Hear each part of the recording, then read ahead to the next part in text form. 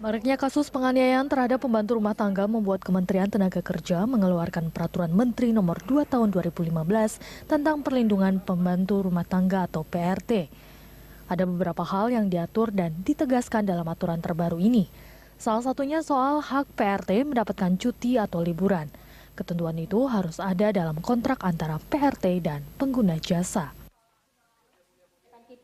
Aturan itu mulai diberlakukan sejak ditandatangani pada 16 Januari 2015 lalu untuk memberi penghargaan atas profesi PRT sehingga perlu mendapat perlindungan dengan mengatur lembaga penyalur PRT, hak dan kewajiban PRT serta pengguna jasa PRT dengan tetap menghormati kebiasaan yang berlaku, budaya dan adat istiadat setempat.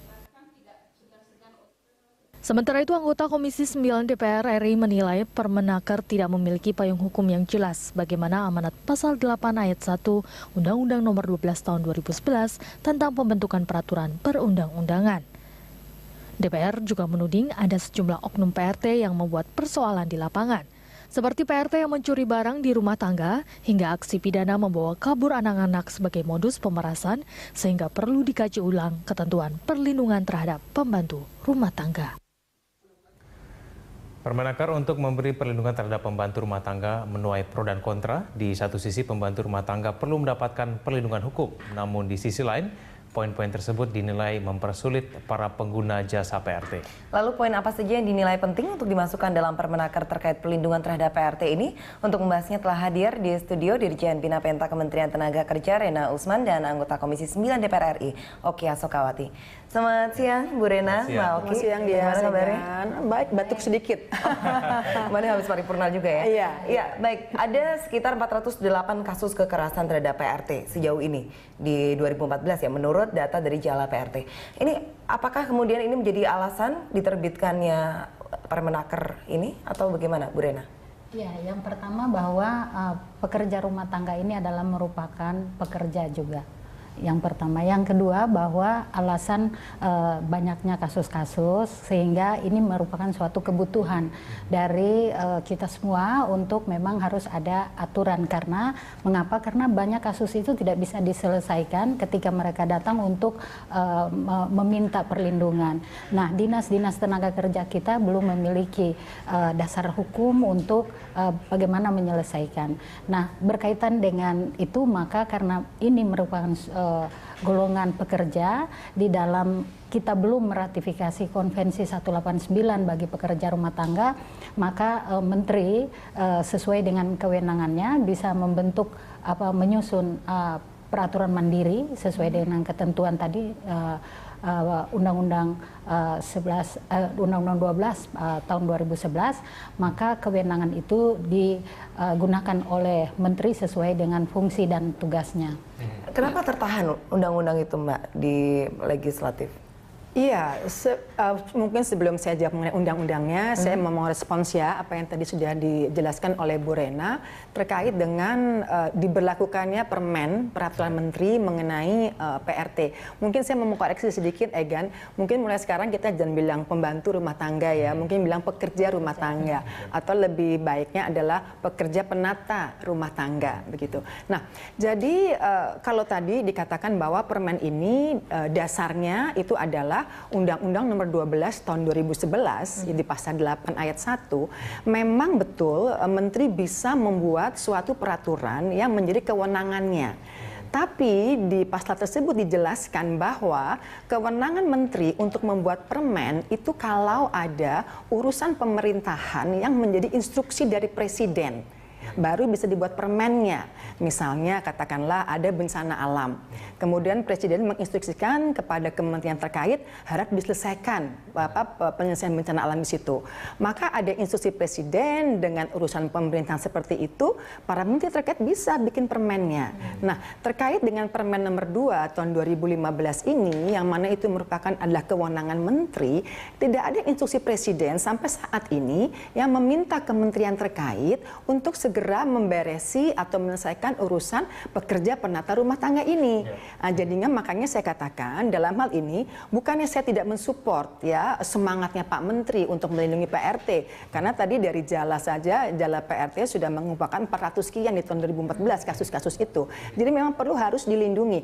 Hanya saja cara memberlakukan suatu perundangan itu menurut hemat saya harus ada jelas yuridisnya dong ya. Karena kan suatu undang-undang itu dibuat harus dilihat bagaimana nilai historisnya, nilai yuridisnya, dan juga nilai sosiologisnya. Dan menurut saya jadinya permen ini agak sulit untuk dilakukan. Karena kalau saya tidak salah, mungkin nanti Bu Rena bisa mengoreksi saya, salah satunya adalah melibatkan RT RW setempat sebagai saksi di mana nanti akan dilakukan kontrak kerja bersama antara PRT dengan pemberi kerja. Nah, untuk itu kan perlu ada peraturan Pemda-Pemda dari semua provinsi di negara kita.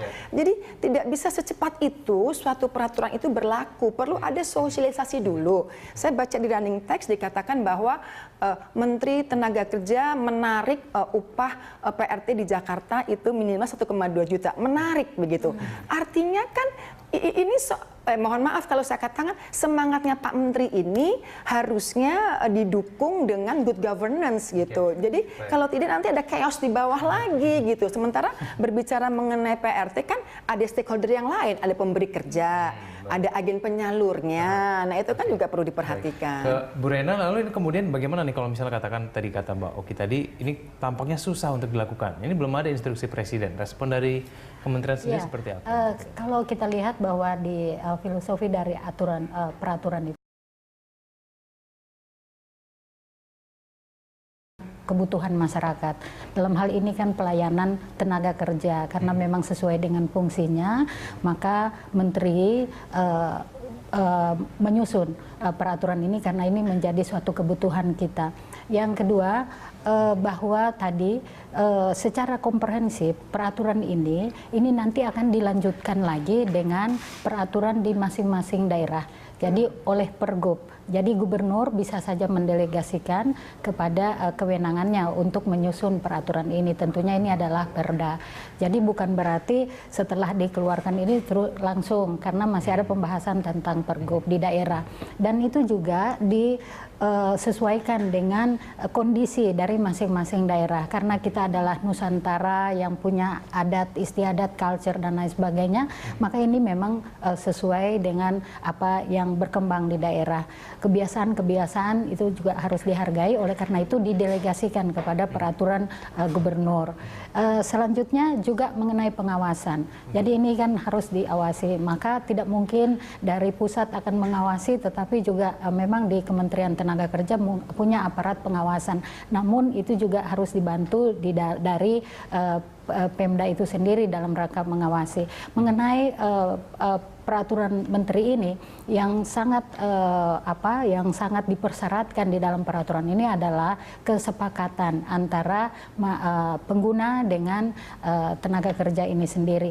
Maka dipersyaratkan untuk membuat antara lain kontrak kerja baik secara mandiri ataupun secara lisan, tetapi disepakati di depan aparat yang paling bawah, antara lain RT atau kepala lingkungan. Itu butir-butir yang sebenarnya perlu diapresiasi. Namun tentu saja juga harus melihat bagaimana mekanisme yang benar dalam pengajuan undang-undang gitu menurut Komisi 9 ya. Jadi untuk Permen nomor 2, Permenaker nomor 2 tahun 2015 ini memang ada dua hal yang bisa kita sorot ya.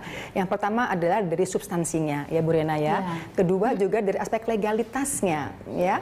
Kalau dari aspek substansinya yang hendak saya kritisi adalah permen ini belum secara komprehensif menyentuh semua stakeholder terkait dengan pekerja penata rumah tangga. Seperti misalnya tadi bagaimana dengan hak dan kewajiban dari pemberi kerja.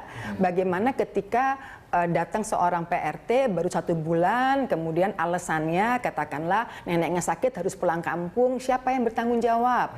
Sementara selama ini kita ketahui bahwa pemberi kerja sendiri harus bayar ongkos tertentu untuk mengambil pekerja rumah tangga dari sebuah agen. Tapi sekali lagi memang harus ada. Tadi pertanyaan Dias, apa sih yang membuat kemudian kok undang-undang PRT, rancangan undang-undang PRT masih tertahan di DPR begitu. Tapi terlepas dari itu, katakanlah permennya dilaksanakan. Kemudian undang-undang PRT-nya belum jadi. kan kalau ada orang mau mengadakan judicial review, kan nggak bisa permen di judicial review kan. Misalnya ada pemakai jasa yang nggak setuju sama isinya, dia mau kemana komplainnya? Kan nggak bisa. Yang bisa di judicial review itu adalah undang-undang. Jadi sekali lagi permen ini cantolannya belum. Nah, sekarang sampai di mana sih RUU PRT itu gitu ya? Saat ini di DPR sendiri RUU PRT itu sudah ada di Balek, di mana perlu diharmonisasikan dengan undang-undang lain, misalnya undang-undang ketenagakerjaan, undang-undang perlindungan anak, undang-undang KDRT, begitu. Jadi ya masih terus ada penggodokan dan kami berharap memang agar pemerintah juga akan segera melakukan pembahasan dengan kami karena LSM seperti misalnya Jala PRT itu mereka sudah bolak-balik audiensi dengan Komisi 9 agar segera ini diselesaikan. Karena ini bagus karena menurut saya ketika kita punya undang-undang yang melindungi pekerja rumah tangga, ini bisa dijadikan posisi tawar ketika kita mengirim tenaga-tenaga informal ke negara penempatan, begitu. Mbak Oki dan juga Ibu Rena, nanti kita lanjutkan lagi perbincangan kita. Pemirsa, kami akan segera kembali.